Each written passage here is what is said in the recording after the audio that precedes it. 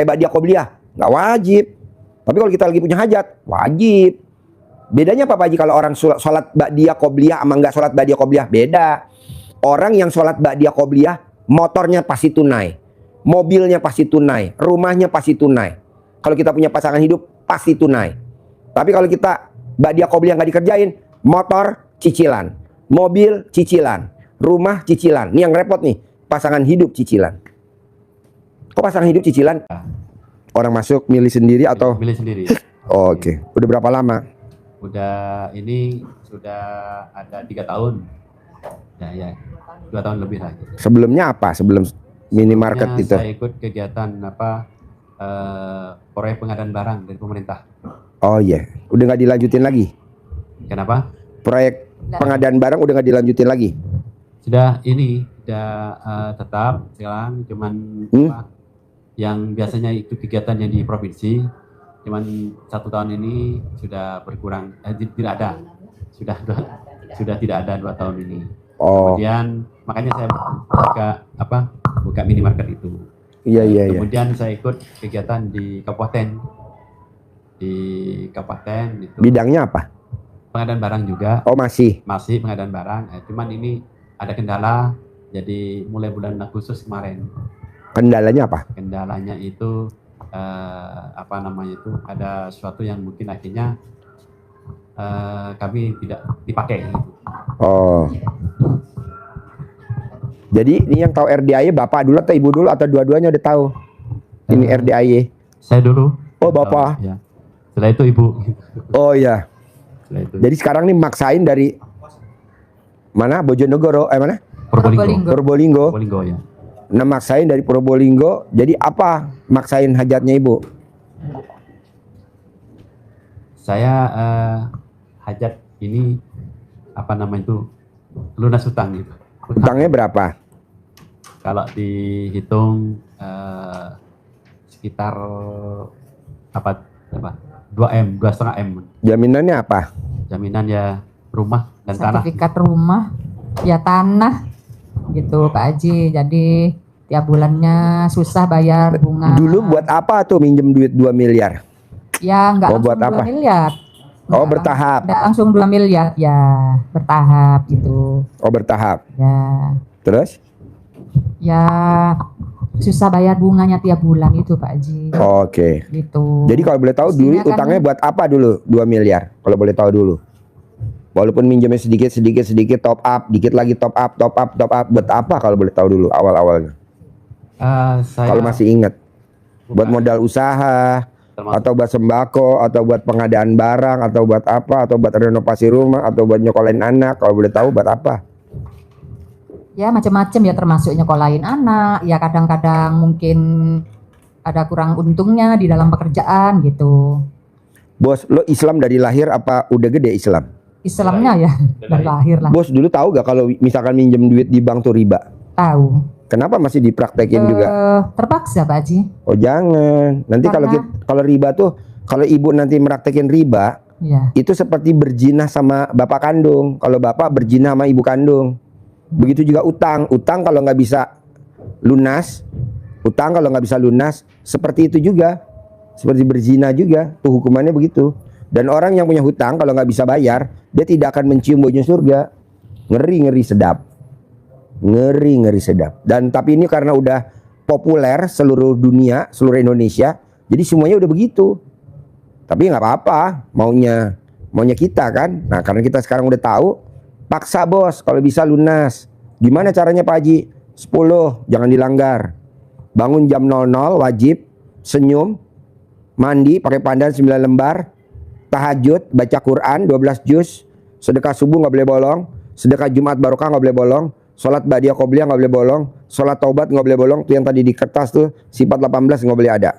Kalau ini nggak dikerjain, utang nggak bakal lunas. Cuman ini aja, iya ini aja.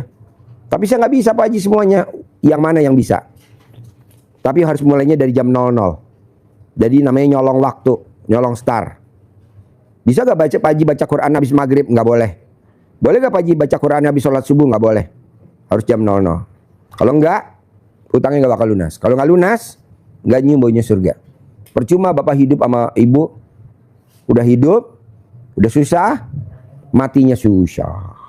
Paksain. Terus apa lagi? Apa lagi? Ini lagi, Haji. Saya mau buat dapur sehat itu. Jadi dari usaha yang mungkin pengadaan barang mungkin seperti ini, saya beralih mau ini untuk usaha makan gizi gratis. Pertanyaan nih. Untuk bisa mohon doanya untuk bisa ini. Agaknya ini agak ada kesulitan. Saya ke Jakarta untuk agar bisa tercapai untuk usaha itu. Maksudnya yang ditanyain apa nih? Maksudnya gimana supaya saya itu untuk bisa gampang dapat. Mesti punya modal. Bapak kan punya modal nggak? Kalau nggak punya modal nggak bisa lah bos. Modal. Bapak udah punya modal belum? Belum kan? Belum. Nah Bapak cari modal dulu. Nah caranya gimana Bapak cari modal? Yang tadi saja yang 10. Bangun jam 00 wajib. Senyum wajib. Mandi wajib. 9 lembar. Tahajud wajib. Baca Quran wajib. Sedekah subuh, sedekah Jumat, sholat taubat, sholat badiah, itu tadi yang sifat 18 nggak boleh ada. Itu doang. Iya. Sulit? Enggak lah. Kan bonus pasti cair. Atau saya kasih tunai Bapak 10 miliar buat modal Bapak bikin dapur gizi gratis 10 miliar. Cukup nggak? Nggak cukup. Ya udah saya kasih 20 miliar. Nggak cukup. Ya udah gua kasih 30 miliar. Yang penting kerjain dulu tuh ilmunya dulu. Ilmunya Allah itu. Bangun jam 00 maksa. Harus maksa, Pak. Kalau nggak maksa nggak bisa, kayak anak SD diajarin kita bentak-bentak anak kita. Tapi kan pinter sekarang. Orang tua kita, coba Bapak lihat orang tua Bapak, orang tua saya ya, nenek saya. Zaman dulu prihatin Pak, kalau malam tuh baca Quran dia. Baca Quran, anaknya semua jadi orang, nggak ada yang nggak. Tapi anak sekarang punya anak satu, cucu lah punya anak satu atau dua lah, nggak ada yang jadi orang Pak, bergajulan. Kenapa? Karena ibunya nggak pernah baca Quran, ibunya malah olahraga padel. Boleh di sekolahnya di sekolah Islam, tapi padel. Baca Quran nggak sempet. Walaupun sering ngaji kajian nggak ada yang baca Quran. Jam 00 tidur. Tapi zaman dulu, zaman nenek kita, kakek kita, itu dia maksa baca Quran. 2, dia sedekah. Zaman nenek saya, karena seorang Jawa, ada yang namanya beras jimpitan. Jadi kalau habis asar kita beras segenggam, nanti diambil sama petugasnya. Kalau di Jawa Barat namanya beras perelek. Nah kalau sekarang ada namanya di KDM Jawa Barat sedekah 1000. Kalau zaman kita udah nggak ada bos, makanya kita banyak aja musibah. Di mana-mana orang kelilit utang. Mau pinjol, mau judol, judi online, mau bank harian. Kalau zaman dulu nggak ada. Kenapa? Karena udah dijagain sama beras itu, beras sedekah, namanya beras parelek kalau yang bahasa Sunda, kalau orang Jawa namanya beras jimpitan. Kalau sekarang baru digerakin nama Pak KDM karena dia baru jadi gubernur, sedekah 1000. Nah kita paksa tuh Pak sedekah subuh supaya ibu nanti utangnya lunas. Tapi saya nggak setuju kalau bangun jam 00, senyum, mandi, tahajud, baca Quran, sedekah subuh nggak boleh bolong, sedekah Jumat barokah nggak boleh bolong, sholat ba'diyah qobliyah nggak boleh bolong, sholat tobat nggak boleh bolong, sifat 18 nggak boleh ada, nggak boleh bolong. Jadi semuanya wajib tuh Pak.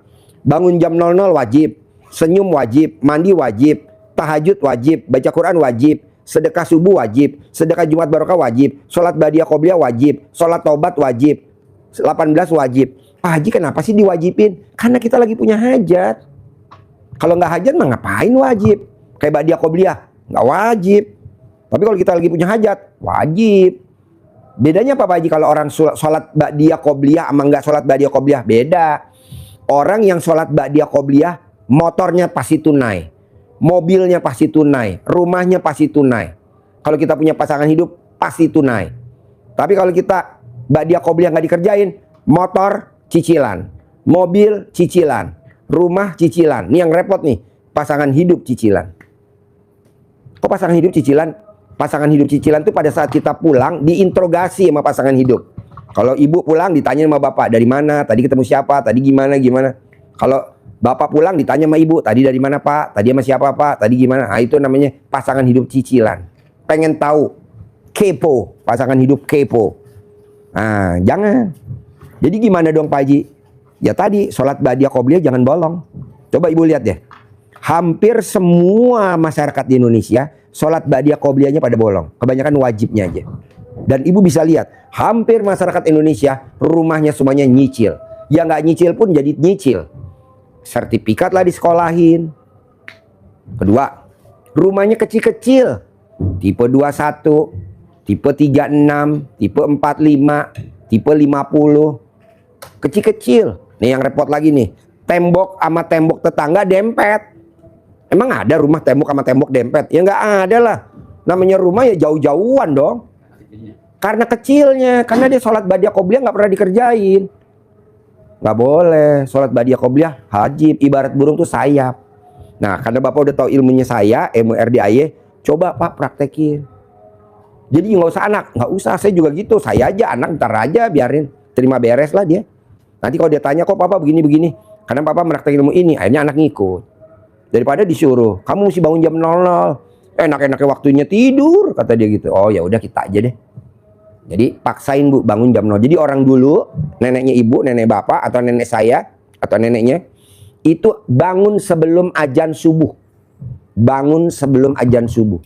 Jadi sebelum azan udah bangun, udah mandi, udah keramas, udah seritan. Hordeng udah dibuka. Kalau sekarang bangunnya siang jam 5, jam 6. Ama ada kayak bangun jam 5? Nggak ada. Zaman dulu tahajud tuh wajib pak. Kalau sekarang enggak. Kalau lagi punya masalah aja tahajud. Kalau nggak punya masalah ya nggak tahajud. Gitu.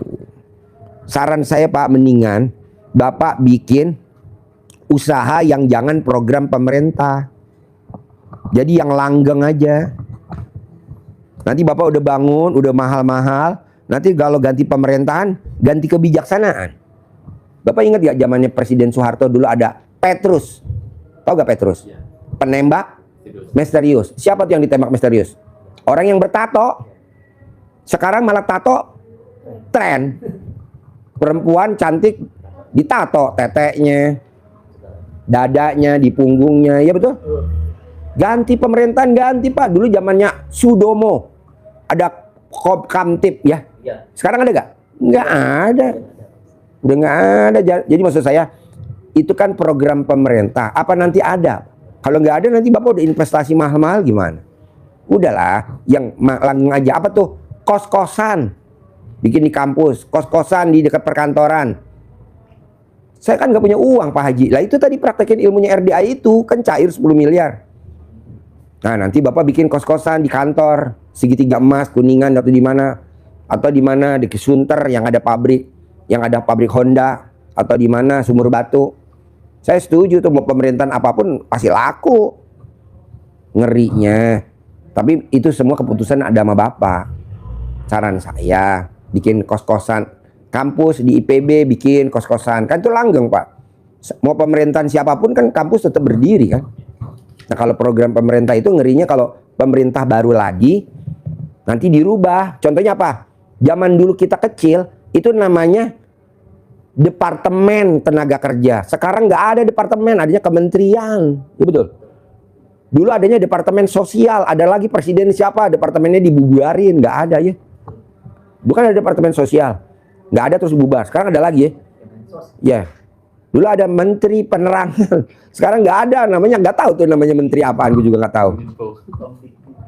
Nah kayak gitu-gitu. Jadi maunya saya Pak, Bu, gimana caranya bikin usaha yang langgeng. Itu saran saya. Kos-kosan, langgeng, ruko, langgeng, gue setuju itu. Daripada bikin itu, bapak udah nyetok rantang, udah nyetok itu. Nanti siapa yang mau makan? Sayang. Dikiloin murah, belinya mahal. Ya kan? Udah gitu bapak kalau nggak tahu, salah investasi, salah beli, ketipu. Harusnya yang tipenya nomornya berapa, misalkan 303 kita nggak tahu. Belinya misalkan 203. Pas dimakan, nanti karatan atau gimana. Ada susah, ada ribet ya bos. Udah mendingan karena usia bapak udah usia kayak kita. Usia kita udah 55. Bapak berapa usianya? Saya 58. Tuh udah 58. Udah aja yang enjoy aja bos. Bisa? Ada lagi? Terus yang 10 itu dipraktekkan itu Tiap hari. setiap hari. Tiap hari. Kalau udah terkabul udah jangan dipraktekin. Kalau Nanti kan Bapak kelilit utang lagi, nanti datang kemari lagi. Nanti saya ajarin lagi. Itu lagi ilmunya saya gitu. Ini ada tamu saya nih Pak, utangnya 200 miliar. Datang nih, tahun 2000, ya.